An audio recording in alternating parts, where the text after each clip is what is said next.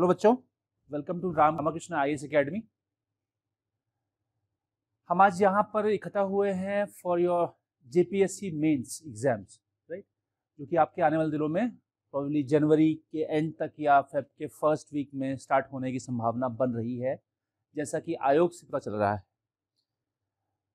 तो इतने कम समय में कैसे आपको बेहतरीन नंबर स्कोर करना है, और वो बेहतरीन नंबर जो मेरे हिसाब से मैं जो आंकड़ा लगा रहा हूं वो है 125 प्लस, ठीक है।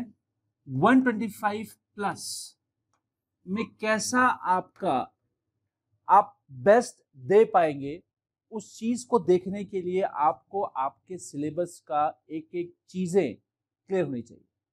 हम यहां पर बात करने जा रहे हैं ज्योग्राफी की। अगर हम ज्योग्राफी को देखें तो ज्योग्राफी पेपर 3 में आ रहा है आपके, और ये हिस्ट्री के साथ में है,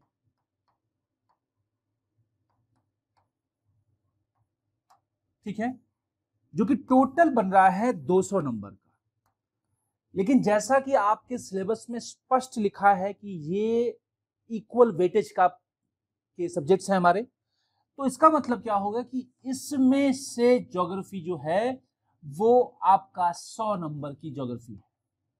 क्लियर? तो इसको लाने के लिए अब जैसी आपकी सुविधा, जैसा आपका ज्ञान, जैसा आपका रुझान, आप अगर हिस्ट्री में अच्छे हैं तो हिस्ट्री के लिए, और अगर आप ज्योग्राफी में आपका ज्ञान ज्यादा अच्छा है तो ज्योग्राफी में आप अपना अच्छा स्कोर कर सकते हैं। लेकिन सेफ और बेस्ट स्कोर क्या होगा? 125 plus out of 200।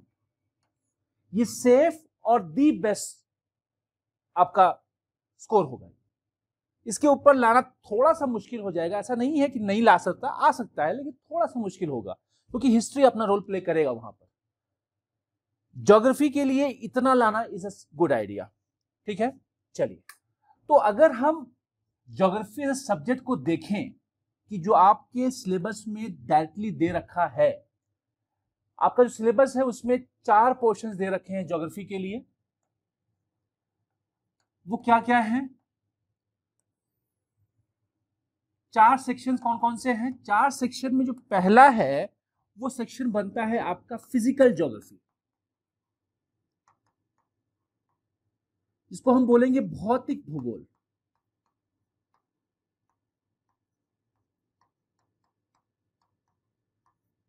Second section जो बन रहा है वो बन रहा है आपका Indian geography plus human geography, मतलब भारत का भूगोल और मानव भूगोल।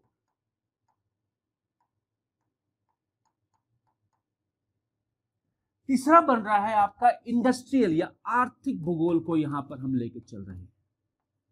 है बहुत कुछ इसमें, लेकिन मेन पक्ष जो आ रहा है वो है आर्थिक भूगोल या इकोनॉमिक ज्योग्राफी की यहां पर हम बात कर रहे हैं। और थर्ड है आपका झारखंड, झारखंड ज्योग्राफी ऑफ झारखंड। ये आपके सेक्शंस बनेंगे और इक्वल वेटेज के बनेंगे। इक्वल वेटेज का मतलब हो गया कि आपके पास कुछ क्वेश्चंस एमसीक्यू के रहेंगे, कुछ क्वेश्चंस सब्जेक्टिव रहेगा और कुछ क्वेश्चन ऑब्जेक्टिव रहेगा। तो हमारा ये कॉन्सेप्ट यहां पर रहेगा, और इतना स्कोर करने का मतलब ये होगा कि आपको अच्छी तैयारी होनी चाहिए सब्जेक्टिव के लिए, क्योंकि अगर सब्जेक्टिव आपका अच्छी पकड़ के साथ है तो ऑब्जेक्टिव क्वेश्चंस आसानी से आप स्कोर कर सकते हैं। चलिए, अगर मैं यहां पर इसको हम यहां पर बाइफरकेट करना चाहें तो हम ये देखें कि कौन सा पोर्शन ज्यादा वेटेज का है, किस टॉपिक के लिए, सब्जेक्ट के लिए और ऑब्जेक्टिव के लिए।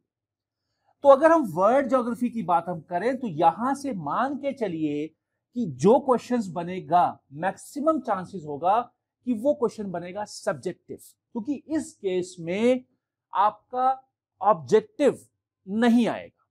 आएगा तो बहुत ऐसा क्वेश्चन आएगा कि जो या तो सब कर पाएंगे या तो कोई नहीं कर पाएगा। वो आराम से हो सकता है फिजिकल ज्योग्राफी। क्वेश्चन ऑब्जेक्टिव कहां से घुमा सकता है, वो है ये 3 सेक्शन। ये 3 सेक्शन ऑब्जेक्टिव के लिए बहुत इंपॉर्टेंट है। इन तीनों सेक्शन को आप छोड़कर नहीं चल सकते, इंक्लूडिंग दिस।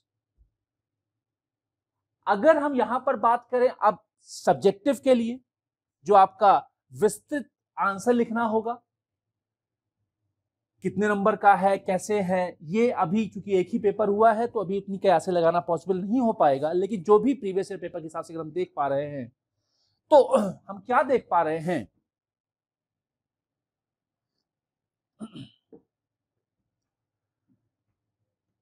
कि अगर हम किस स्ट्रेटेजी पर देखें तो फिजिकल ज्योग्राफी को आप सब्जेक्टिव के लिए छोड़कर नहीं चल सकते।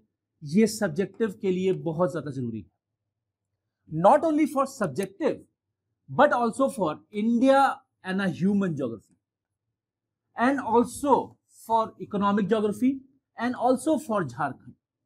अगर आपने इसका अच्छे से अध्ययन कर लिया तो बाकी के तीनों सेक्शंस आपके लिए आसान हो जाएंगे, सभी के लिए आसान हो जाएगा। फिजिकल ज्योग्राफी में अगर हम इसको बाइफरकेट करें तो हमारे पास 3 मेन सेक्शंस आते हैं इसके साथ। पहला है जियोमॉर्फोलॉजी,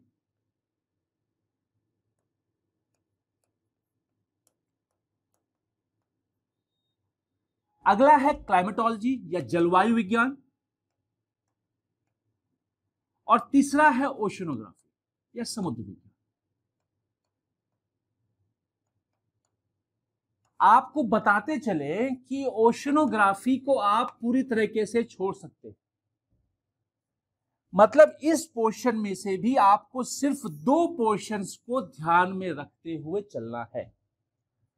ठीक, तो ये तो बात हो गई सब्जेक्ट किस चीज की, ये बात हो गई आपकी सेक्शन ए की। अब अगर लास्ट के 3 सेक्शंस देखें तो अगर हम इंडियन ज्योग्राफी को ले लें और उसी के साथ में झारखंड को समझ लें तो हमारा सब्जेक्टिव भी खत्म हो रहा है और ऑब्जेक्टिव भी खत्म हो रहा है। अगर हम इकोनॉमिक भूगोल को इंडियन ज्योग्राफी के रेस्पेक्ट में ही देखते हुए चलें तो उसी के साथ में हमारा एक और ऑब्जेक्टिव पोर्शन हमारा वो समाप्त हो रहा है। मतलब हमने क्या किया, हमने इसको अलग अलग ना पढ़ के इसको एक कंबाइंड फॉर्म में अगर हम देखें, सिर्फ इसके रेस्पेक्ट में अगर हम देखें फिजिकल ज्योग्राफी या भौतिक भूगोल के रेस्पेक्ट में, तो अगर हमने इसको अच्छे से रख लिया है तो इंडियन, इकोनॉमिक और झारखंड को अगर हम समराइज देख लेते हैं तो हमारा ऑब्जेक्टिव क्वेश्चन जो भी आ रहे हैं वो सीधा क्लियर हो रहा है, उसमें से हमें हमारा एक भी नहीं गलत होगा। रही बात सब्जेक्टिव की, तो उसके लिए अब चूंकि ये मिक्स में है तो क्वेश्चन कैसे आ रहा है कैसे नहीं आ रहा है, सेक्शन वाइज अगर 4 क्वेश्चन आ गए तो अगर इंडियन दिया या नहीं दिया या इंडिया के रेस्पेक्ट में मानव दे दिया तो यहां पे डायलेमा रहेगा, रिस्क रहेगा। आपके लिए बेस्ट सुटेबल तरीका क्या होगा कि आप सेक्शन ए को ऑप्ट करें और सेक्शन डी को ऑप्ट करें झारखंड के लिए सब्जेक्टिव के लिए, और बाकी चीजों को आप इसी के रेस्पेक्ट में ऑब्जेक्टिव के साथ में लेके चल सकते हैं। माइंडेड, ऑब्जेक्टिव में स्कोर करना आसान रहेगा सब्जेक्टिव के अलावा। तो इन पोर्शंस को आपको लेकर चलना है। क्लियर, समझ में आया? यहां तक कोई डाउट है मुझे बताइएगा, कोई डाउट है यहां तक? चलिए, अब अगर यहां तक कोई डाउट नहीं है तो फिर से अगर हम चीजों को समझें कि अगर फिजिकल ज्योग्राफी में आप क्या चीज छोड़ सकते हैं क्या चीज ले सकते हैं, तो फिजिकल ज्योग्राफी में बताया आपको ओशनोग्राफी आप इग्नोर कर सकते हैं। बाकी क्या क्या छोड़ सकते हैं आप? अगर हम फिजिकल ज्योग्राफी की यहां पर बात करें, भौतिक भूगोल की यहां पर बात करें, जो कि हमारा वर्ल्ड ज्योग्राफी भी है, ठीक है, इसमें आप रॉक्स को छोड़ सकते हैं किस रेस्पेक्ट में? सब्जेक्टिव के रेस्पेक्ट। हाँ, लेकिन ऑब्जेक्टिव यहां से आएगा, ऑब्जेक्टिव क्वेश्चन यहां से आएगा। दूसरा लास्ट सेक्शन जो आपका है वो है हाइड्रोग्राफिक, या हाइड्रोस्कोपिक ज्योग्राफी।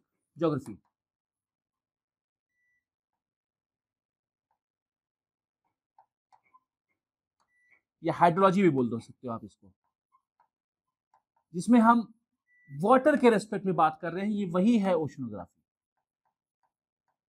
इसे आप कंप्लीटली छोड़ सकते हैं, लेकिन हम नहीं छोड़ेंगे क्योंकि हमें ऑब्जेक्टिव भी रखना है, तो हम इन चीजों को कुछ इजी वेज में इसको बनाते हुए चलेंगे।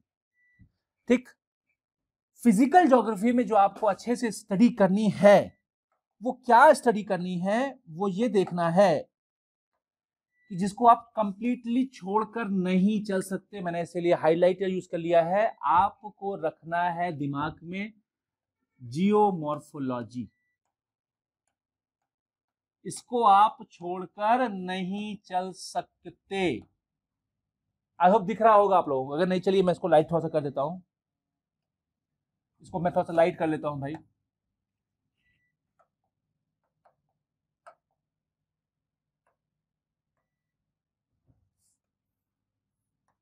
जियोमॉर्फोलॉजी, भू आकृति विज्ञान, इसे आप छोड़कर नहीं चल सकते। इसी में आपको सब कुछ करना है कि कोई भी चीज कैसे, क्यों और कब बनी। तीसरा है, दूसरा है क्लाइमेटोलॉजी, आप इसे छोड़कर नहीं चल सकते, इग्नोर नहीं कर सकते। क्वेश्चन यहां से बनना जरूरी है, बनेगा और 100% बनेगा। क्लाइमेटोलॉजी में अगर आप देखें तो हम बात करेंगे यहां पर प्रेशर बेल्ट्स की, यहां पर हम बात करेंगे टेम्परेचर बेल्ट्स की, यहां पर हम बात करेंगे इंसोलेशन की,